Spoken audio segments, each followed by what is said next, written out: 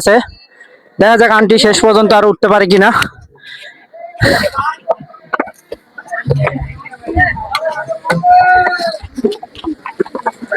সীতাকুণ্ড পাহাড়ে এসে আপনাদের অনুভূতিটা কিরকম?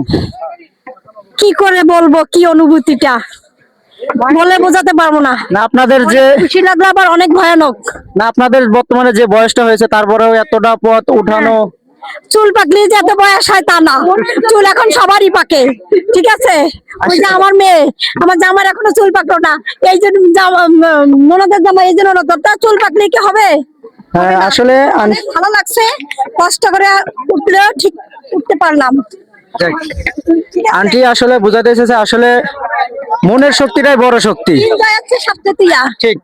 ঠিক আছে, কিছু বলেন। নতুনদের যারা অনেকেই তো উঠে নেমে যাচ্ছে তাদের, ওই যে একটু বলো, এই যে ওনার পোশাক ফেলে দিল। অনেকেই তো দেখলাম ইয়ং জেনারেশনের পোলাপানেরা, ওরা তো উঠে আবার নেমে যাইতেছে, তাদের উদ্দেশ্যে কি বলবেন? অর্ধেক ওঠার পর ভাবছি যে পিছনে যাও, যতখানি কষ্ট তার থেকে সামনে আগানো ভালো।